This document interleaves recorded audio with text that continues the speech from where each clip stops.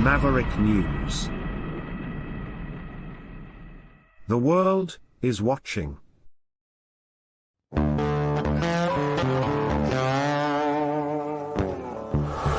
In a universe full of ideas, we draw lightness from the dark to a place where opposites attract. Right meets left, positive touches negative, sparking an explosion of truth. Because politics makes strange bedfellows.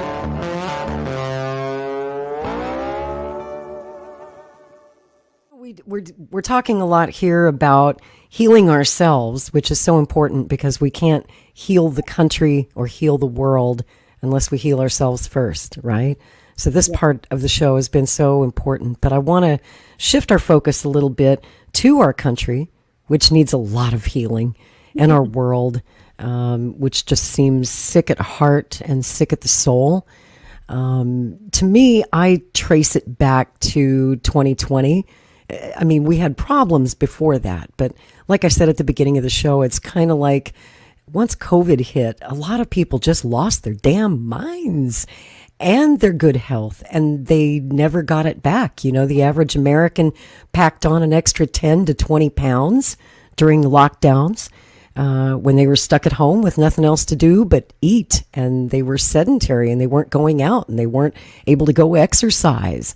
Even the beaches were closed. The parks were closed. So people became, I think a lot of Americans and people around the world went into a dark place mentally and physically and never came back. I mean, for me, I have a medical reason. It's long COVID, but for a lot of folks, it's up here in the head, and it's in the heart. And I think in the soul, there's a sickness there. And then 3 years ago today, you had January 6th, which happened at the height of the pandemic. The vaccines were just starting to roll out around that time, but Americans were angry. They were angry after being locked down for half of a year or more. They were angry at their government, their media for lying to them. They were angry about the election. Half the country thought the election was stolen. The other half thought that the half that thought the election was stolen were terrorists. And, you know, people look at January 6th, I always say it's in the eye of the beholder. It depends on who you ask. Some people look at January 6th and they see an insurrection. It's the end of democracy. It's an attack on our sacred government. And other people look at it as a mostly peaceful protest, kind of like this.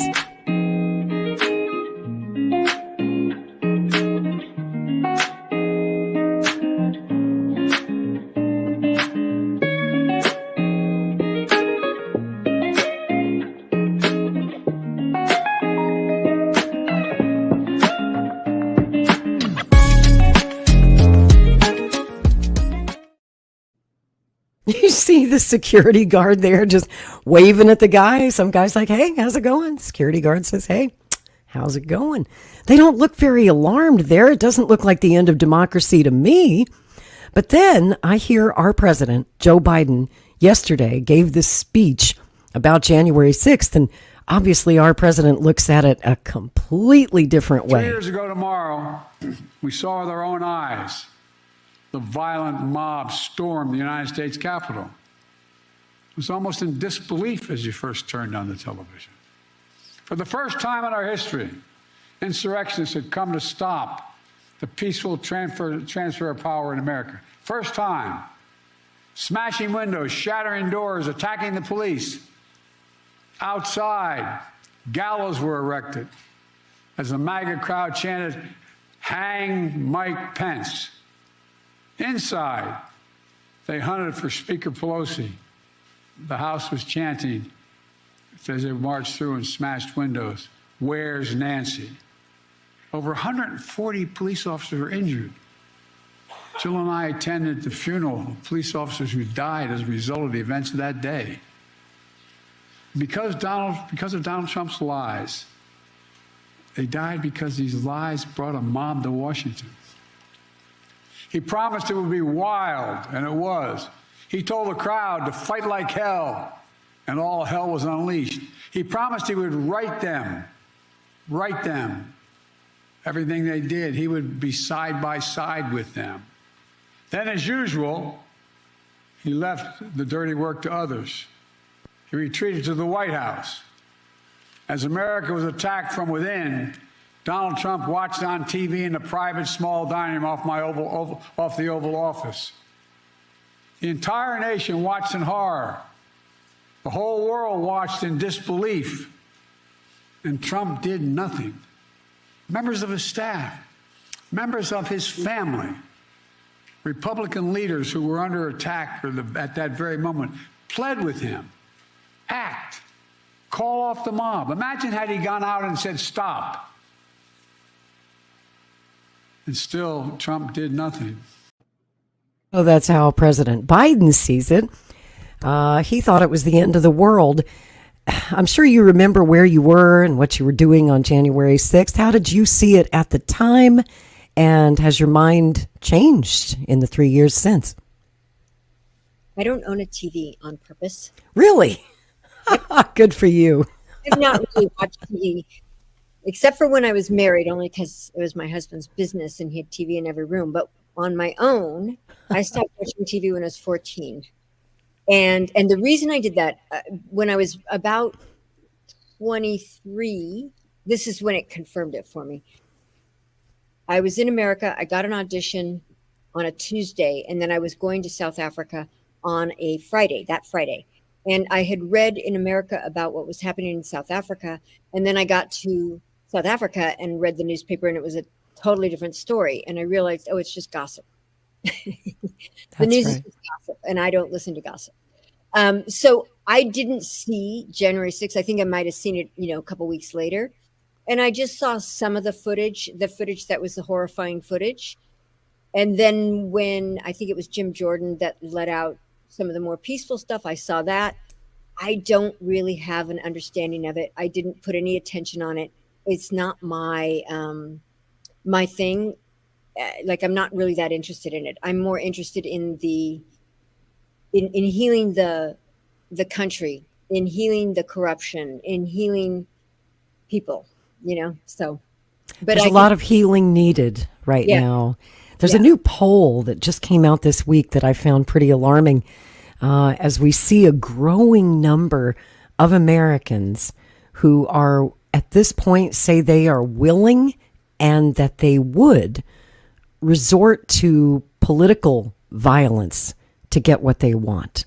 Take a look at this. 3 years ago, we watched in horror as huge crowds stormed the U.S. Capitol. So far, the Justice Department says more than 1,200 have been charged with federal crimes, more than 700 sentenced. Until now, we've not really known how many people support such violence to meet a political goal.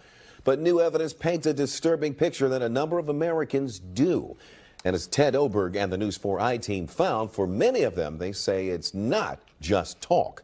Ted joins us now with what the team uncovered. Ted? Yeah, Leon, unconcerning, alarming, whatever word you want to use. In a recent survey, thousands of Americans were asked, and a third of them said they are supportive of violence for some political reason. Even more concerning, though, the survey shows millions of Americans could be willing to engage in that violence.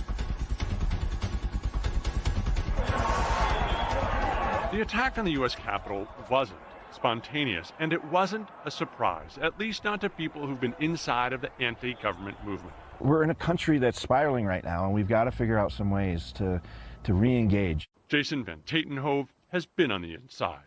He was the national media director for the Oath Keepers for years, working side by side with leader Stuart Rhodes. He quit before January 6th. The whole truth and nothing but the truth, so help you God. But he knew enough about the Oath Keepers to warn Congress about their ongoing activities during congressional hearings following the insurrection. I think we need to quit mincing words and just talk about truths. And what it was going to be was an armed revolution. And now he's telling the I-Team. The truth doesn't matter in any of this. The storytelling matters. That's what matters. That's what people consume. That's what they get worked up about. It's also why they leave their house with a loaded weapon. Yeah. Van Tatenhove is a journalist and author now. His book, The Perils of Extremism, warns the rest of us the would-be revolution 3 years ago is far from over. The seeds planted long before 2021. Stuart had always sprinkled the coming Civil War into messaging, but I had always made the mistake of dismissing such rhetoric. That was a mistake I will no longer make.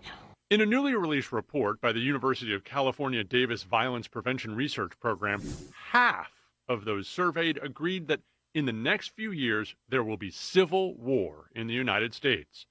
Dr. Karen Lorre is behind that study. What the data tell us is there are, on any given day, thousands of armed people walking around in the United States who think that political violence is justified. The I team met Wintemute at a recent conference on gun violence prevention where he presented the results of his survey of more than 8,600 Americans. We asked people, are you personally willing to shoot somebody to accomplish a political objective? We asked it twice. Separately, are you willing to kill somebody? And they said yes. According to the survey, 5% of non-gun owners and almost 7% of gun owners say they are somewhat or very willing to kill someone to advance a political objective. That number jumped to 13% for respondents who say they almost always carry a weapon outside the home. Hundreds of people in the survey results, but Dr. Wintemute says that equates to millions of Americans. Not talking about shouting, protesting, or picketing, but assault or armed resistance. A full third of Americans told his team violence would usually or always be justified to uphold at least one of the 17 situations. The most popular, 19%, strongly or very strongly agreed that if elected leaders won't protect American democracy, the people must do it themselves, even if it takes violence. And then there was this startling result. 19% strongly or very strongly agreed that having a strong leader for America is more important than a democracy. The thing that really concerns me, Ted, is the possibility that all of us in the middle are not going to wake up in time to keep that from happening. When his team drilled down even further on those people who always carry a weapon and those who recently bought a gun, the support for political violence grew. When people tell you who they are, believe them the first time. I think this is, if anything, an underestimate. None of it surprised me. The Southern Poverty Law Center's Rachel Carroll Rivas has been in this world studying anti-government and militia movements for almost 20 years. I saw that everything that happened on January 6th felt like exactly what they had been saying they were going to do. The anti-government movement for decades used the concept that there would need to be a moment that people would have to take up arms against their own government for patriotic reasons in their minds. So yes, these conversations are very real and they happen often. It's still happening, even since January 6th, with the thousands of arrests and trials since. Rivas says while those cases may have cut out leadership for some groups like the Oath Keepers, it's empowered others like the Proud Boys or Boogaloo Boys. Policymakers need to understand that there are groups out there interested in overthrowing the United States. And what our survey suggests is, apart from the groups, the ones who have names that we studied, there are plenty of people just out in the population who share that interest. Wintemute says there is something lawmakers can do and something the rest of us really have to do. Denial is not our friend here. We need to believe these data and act on them. I got sucked in and I got radicalized to a certain extent. And I was lucky in that, I was shaken awake and didn't recognize myself anymore and was like, well, what am I doing? It's a point Jason Van Tatenhove agrees with. I think our leadership needs to take a much harder stand to say this is not acceptable, this is not who we are as Americans, and we've got to reject the notion of political violence. That SPLC researcher told us while she was not surprised by the insurrectionists on January 6th, she was just importantly not surprised that democracy held that day, with Congress affirming the election results. That Oath Keepers founder, by the way, Stuart Rhodes, was sentenced to 18 years in prison, the longest sentence to date related to all of those activities on January 6th. Well, yeah, democracy held that time. Right. Disturbing findings for sure, Ted. Yeah, but Ted, as you know, we're just a matter of weeks away from the first presidential primaries. What should we be thinking about this data as Americans get ready to start coming out and voting? Yeah, so 2024 is the first presidential election season since January 6th, and it is a huge concern for everyone we spoke to. Nearly 8.5% of the people in the survey agreed strongly or very strongly with the idea that using violence to stop an election from being stolen is justifiable. So we're going to continue to dig into that part of the survey as we get deeper and deeper into 2024. Can't wait to see what you guys come up with. You got it. Good work. Thank you, Ted. Ted Oberg, thank you. Yikes. Now, if that survey is indicative at all of the whole of the country, it's very alarming when I see that would be half the country feels that using some form of political violence would be justified to get what they want. In this case, to get the candidate they want elected. Now, of course, there was some bias in that piece. I have to call it out. I'm a strong Second Amendment gal. Of course, I'm from Texas, where everybody packs. Up here in Oklahoma, we have open carry. We don't even have to conceal. We have constitutional carry. But I would never, ever, and never have even considered using violence to achieve a political end. My gun is there for one thing and one thing only, and that's self-defense, which is what every responsible gun owner carries for, is for the defense of their home and their physical person and their family. So, Karen, now that you see those statistics, what do you think of them, and what do you think we can do as a country to heal that divide? So I want to share a quick story first, okay? Please do. So I lived in Santa Monica. I don't live there anymore, but when I lived in Santa Monica, there was a picture, wanted, a guy that was wanted, and I could see the news across the street saying something, and it said rape and murder, right? I was in an enlightened place. I saw the guy's face on the picture, the drawing, and I thought, if he ever, I probably would never connect with him because I'm in a state of love. I'm not in a victim state. And I probably, if I did connect with him, he'd either see that I'm full of love and just relax around me and not do anything, or he'd run away and get somebody else, And one of the things that I found is that part of the issue that has happened throughout the last 4 years or 3.5 years or whatever it is fear mongering. Fear mongering stops the prefrontal cortex, this part of your brain. It usually closes the heart, which is the pilot of the brain, and then it stops this part of the brain from thinking, and it activates the reptilian brain in the back of your head. And that activation of that reptilian brain, there's no empathy, there's no sense of kindness, there's no capacity to love. Part of the reason I had no problems during the whole pandemic is because I don't buy into fear. It's a nocebo. So I can hear when government is saying, this is going to happen and this is going to happen and this is going to happen. And I was just like, that's fear. I'm not going to listen to that. And so I didn't listen to it. What happened with that guy? I didn't actually see that guy, but a couple months later, I was with my friend, Shauna. She's a doctor. She's brilliant. I was with Shauna. We were driving from Washington State back down to LA. And we had just left. I had told her this story about the guy. We had just left a restaurant. I was in a dress. I had on high heels. I was carrying like 3 takeout things because the food was so good and I was going to eat it the next day. And I said to her, I just feel compelled to skip. And I don't usually skip in high heels and with like food. But I just started skipping. And I skipped and I went all the way down to the car. And 5 minutes later, Shauna, ambles up. She's from the South as well. And so she walks slowly. Anyway, walks up and she said, did you see the flasher?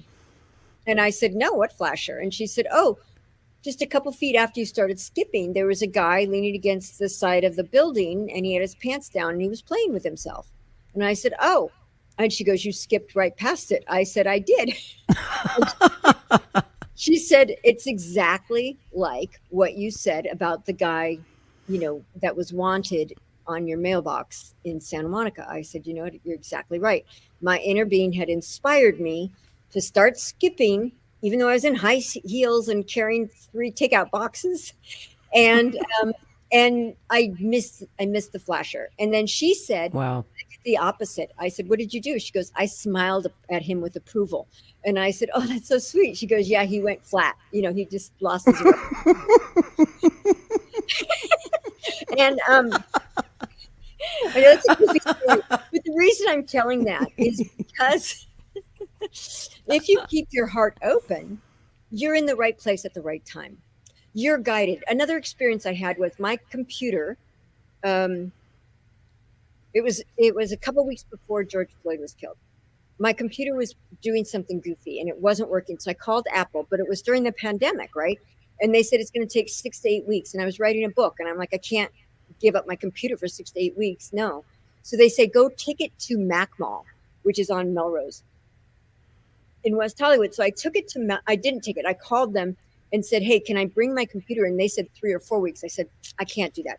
So then I just mentally said, okay, computer, fix yourself. And my computer fixed itself. Get out. Really? All the time. My computer fixes itself because my computer's a reflection of me. So I had to fix my alignment. So I fixed myself, my computer fixed.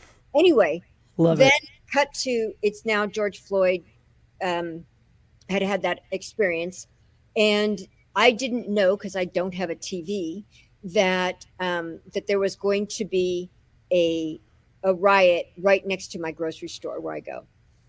So I go to get in my car and my car battery is dead. So I have to call AAA. And while I call AAA, my neighbor comes down and he says, where were you going to go? I said, I'm going to go to Erewhon, which is my grocery store. And he said, oh no, go in the valley because they're having a big thing. There's a police car on fire and da-da-da. So I said, oh, okay. So I go to the one in the valley and I get my food and then I come back and I thought, oh, I'll just see if there's any news about this issue near my grocery store, see what's going on. And I looked and I had called Mac Mall like 2 weeks before, right? My computer would have still been there. What happened, the only part I saw of the video was somebody smashing the window of Mac Mall and then people running in and taking something and then people running out and going like over and over again, like 30 or 40 people just going right in there and taking things.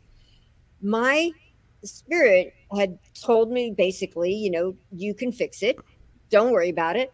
And I was in the right place at the right time with the computer. And so the reason I'm saying these stories is because, yeah, those are scary statistics if you're going to buy into them.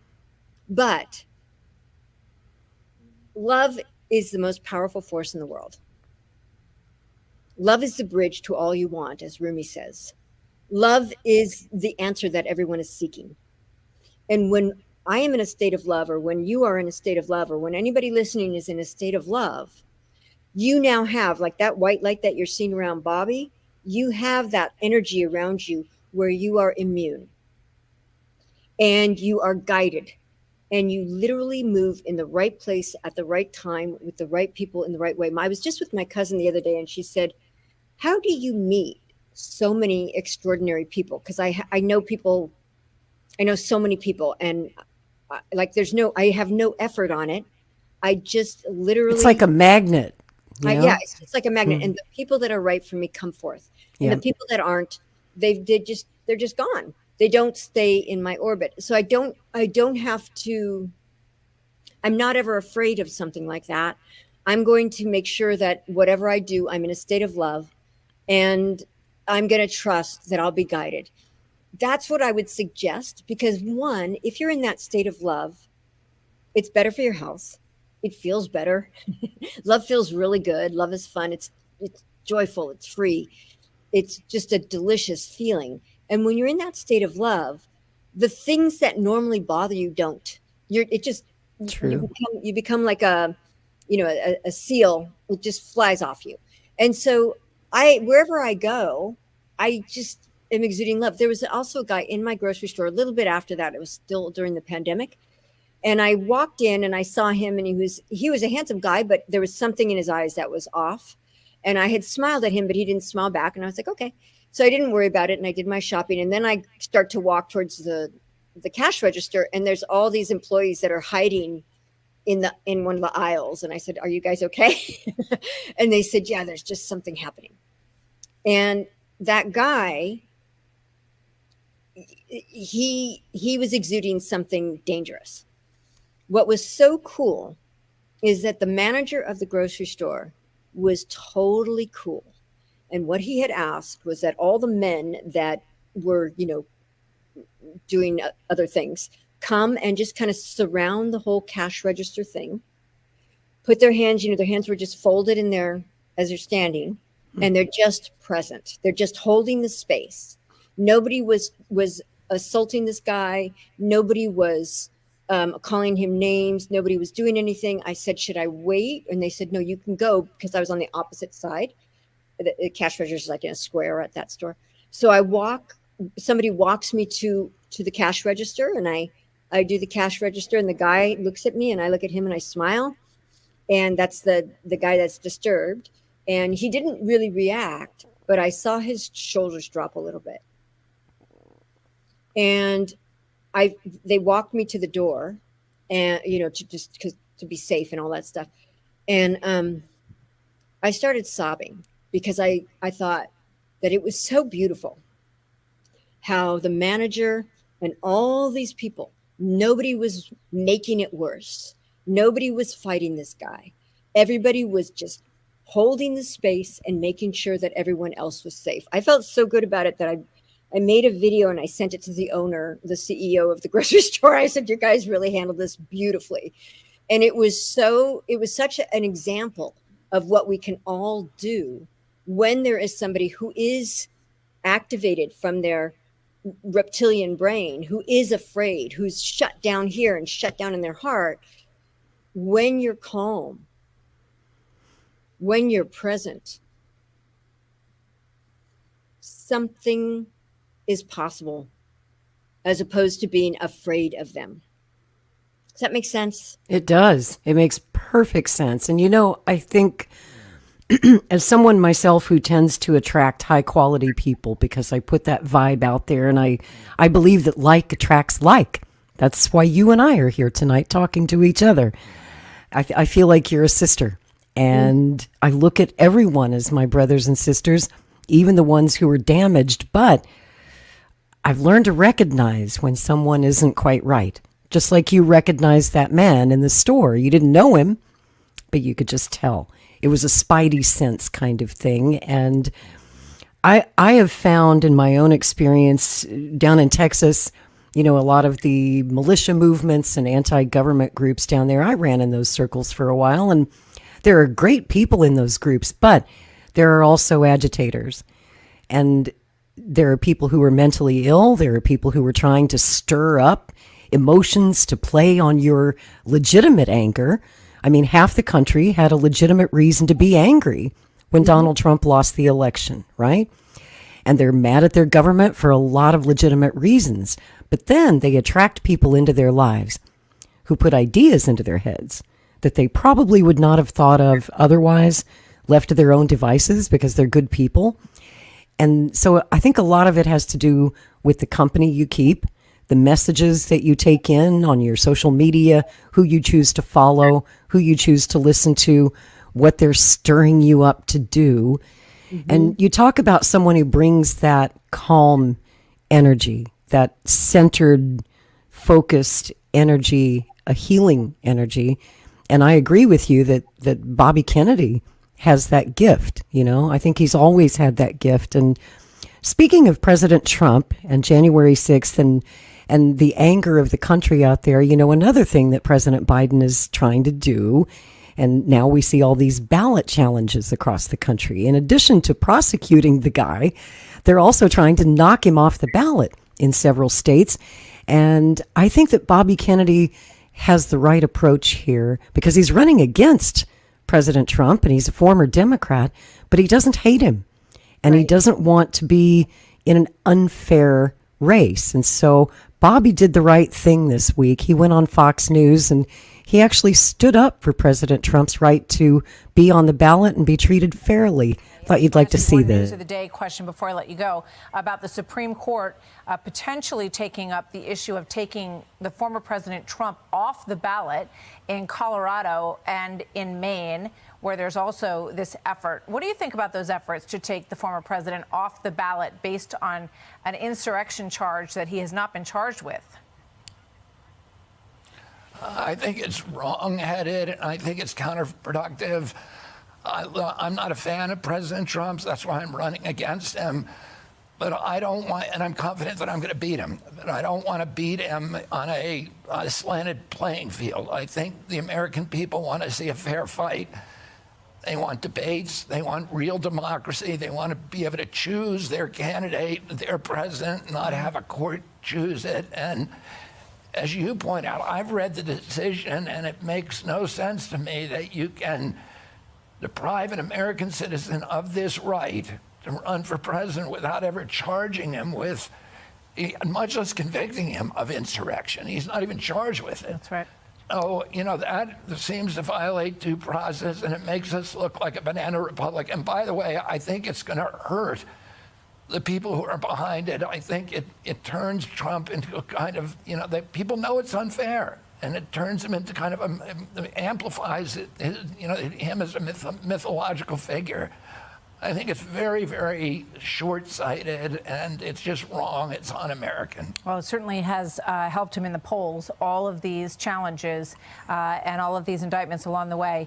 Robert F. Kennedy Jr., thank you very much, sir. We look forward to talking to you as this campaign moves forward. We're now in 2024, an election year, and we thank you very much for joining us. We'll talk to you soon. But unfortunately, the Team Trump doesn't return the love for Kennedy. You know what's great? When a person can love someone who doesn't love them, the person who loves keeps the power. That is real power. When you can love someone who doesn't love you, you gain this force. They're giving away their power by not loving you. They're shutting themselves down from that infinite intelligence. But if you can love them, you get the power. And I have seen that with Bobby.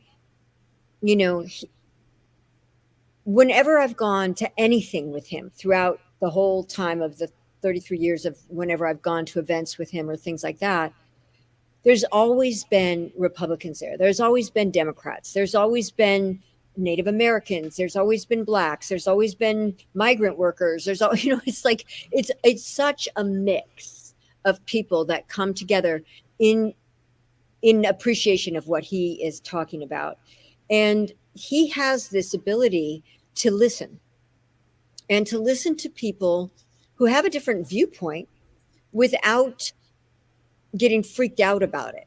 He just stays calm. Or pissed off. Right. He meditates. When you were talking about the militia groups in Texas, where people are riling people up, that's something if I see somebody riling people up, I just turn away and walk away. I am not going to play in that game because I don't want to be programmed by someone else. I want to be programmed by my spirit. Right. And so I see that in Bobby. I see that, like he said, I'm not a fan of President Trump. That's cool. Yeah, he's not my thing, but I want it to be fair and I want it to be right and I want it to be good for the country. So he's looking beyond his own gain. He's looking for what is best for the country. And I love that about him. He really tries to think things through. Me too. I think that's one of his greatest gifts. And it's always been there. And it's great to talk to someone like you who's known him a heck of a lot longer than I have and a lot better than I have. But you know this about him, and it confirms what I know to be true from my own experience with Bobby. And our job, I guess, is to convince a nation of skeptics that he's not another Bernie Sanders, that he's not another Hillary Clinton, that he's not even another Donald Trump, a shyster, con man, a lie, because we hear that so much on social media. People are that jaded, right? They don't want to believe that any good people are in politics anymore. They no longer believe, as JFK said once, that politics was a noble profession, which I think is Bobby's guiding philosophy of politics, is it should be a noble profession, but nobody believes that anymore, Karen. Yeah, I love that idea. I love it being noble. That's beautiful. Isn't it? I see Bobby bringing that. That makes sense. Thank you for sharing that. I really appreciate it. With regard to how social media can be, I use social media similar to how I work out. It's my resistance training. for my capacity to keep my heart open and to love. So I appreciate every single person on social media who is calling me a name or calling Bobby a name or whatever it is, saying something that I disagree with. I've seen you handle them. You handle them so gracefully. Thank you. I'm in awe. Because it's a game for me. It's a game of how much Right? can I love this person? How much can I love this person who's being so unkind? How much can I love this person and be honest and be authentic? Right? So it's a really fun game and it makes me feel really happy. It doesn't drain my energy. It makes me feel like this is really fun. What an exciting experience. I'm becoming a different person by being able to love these people that are big meanies, And so it's great because normally if I wasn't supporting Bobby, I would never get mean. People would never be mean to me. It's just like when before I started supporting Bobby, politically, nobody was ever mean to me. Everybody was really kind. Same here. Everyone was so nice to me on Twitter until Bobby got in the race. Oh boy.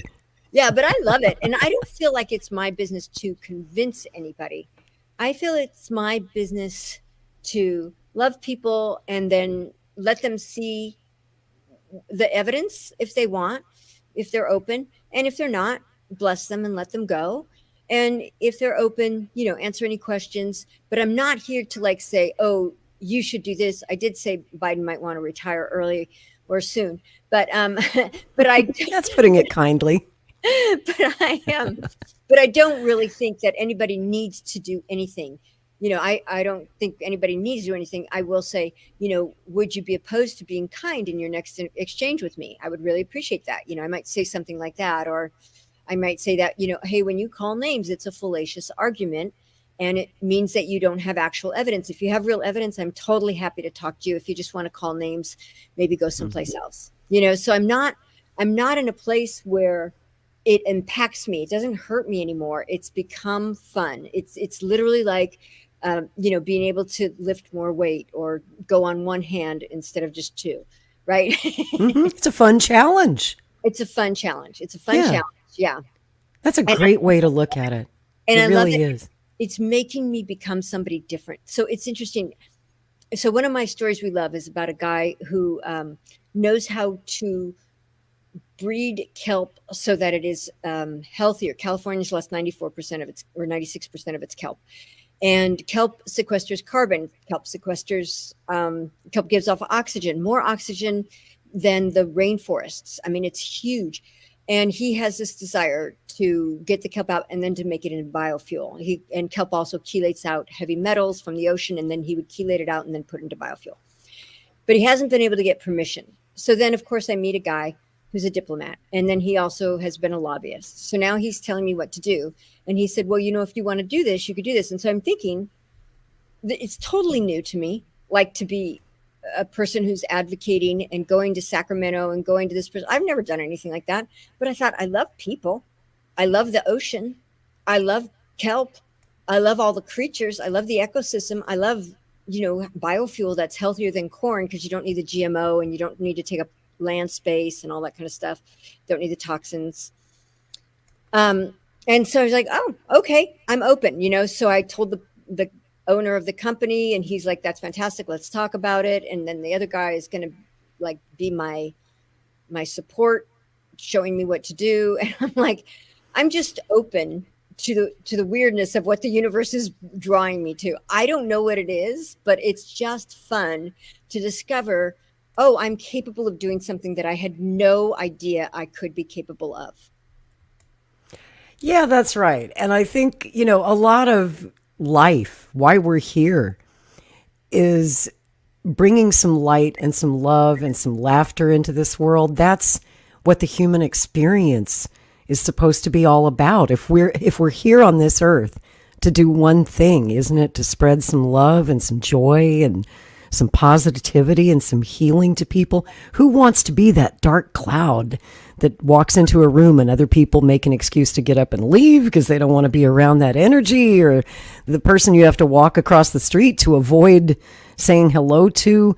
And I know that over the past 4 years, especially the lockdowns and COVID, people kind of went into their shell, their protective shell, out of fear of getting sick, and now it's fear of crime. You know, I have a friend who lives in Washington, D.C. She used to ride the metro to work every day, and she has not gotten on the metro in more than 3 years, and she doesn't go out to events anymore. And she used to love doing things like that, going to festivals and concerts, and she's afraid that some random crazy person's going to kill her on the subway. And she still wears a mask after 4 years because she's afraid of getting COVID. And I understand. I mean, people can be so terrified by what they see on the news, what they hear from the government. That's the messaging the government was giving us. Stay home, wear a mask, don't go out, 6 feet between you and the other person, no hugs, no kisses, no intimacy.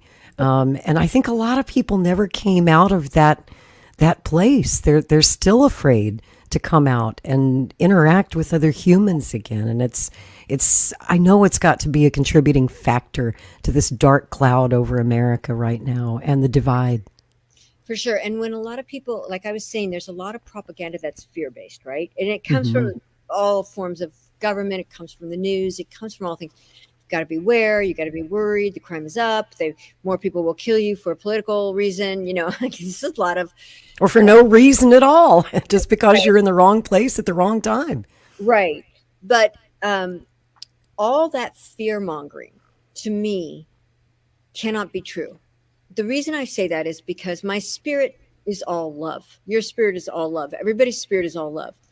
Anything that is not love, it shows itself very clearly. Fear is not love. And it becomes something that, to me, it's irrelevant. I don't even look at it. It's not something that I'm afraid of at all. I never acknowledged a lockdown. I did whatever I wanted. I hugged, I cooked. Even in California? How hard was that? Fantastic. There was nobody on the road. There was secret dance parties. People came over that were confident, and we would hug and talk and cook together and eat together. You know, like it was just natural. You know, it was just not as social, but pretty darn social. And I never was afraid. You know, I wore a mask if I had to get into a grocery store or to go see someone in a care center.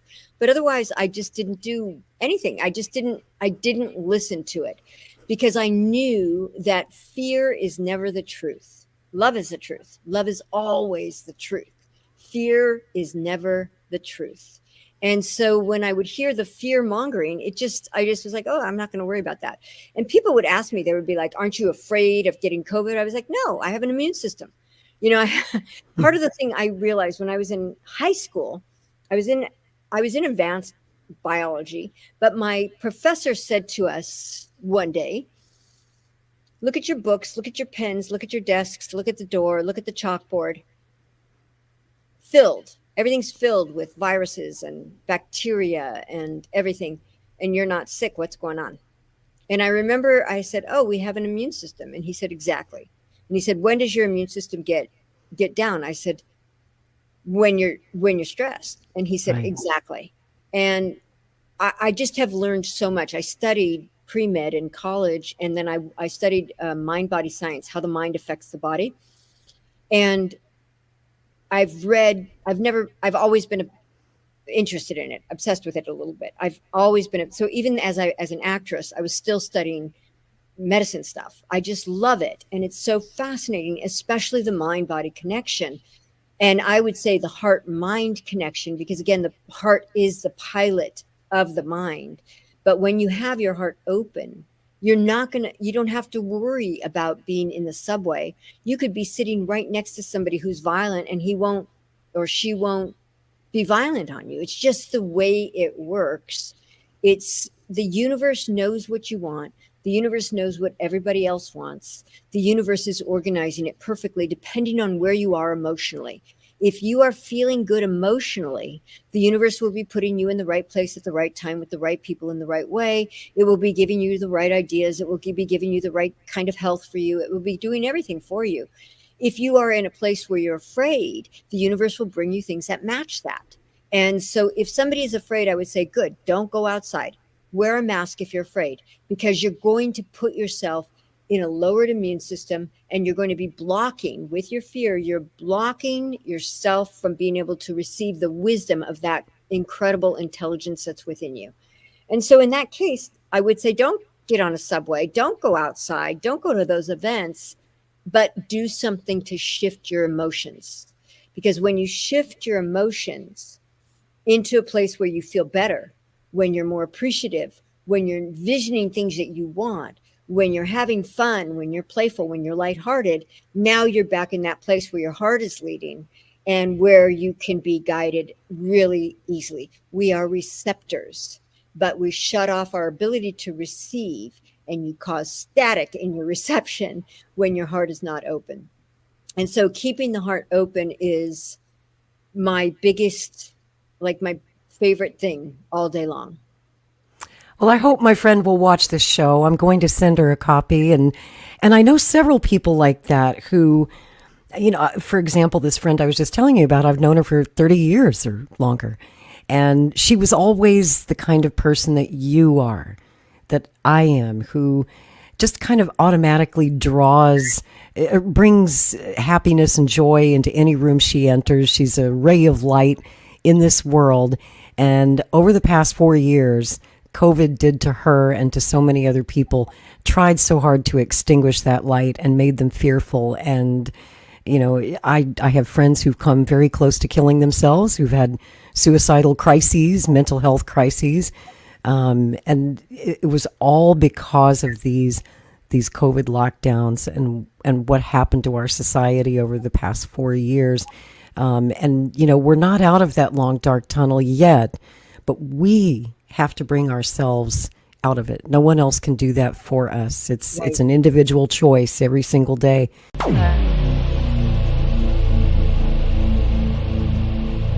This has been a Maverick Multimedia production.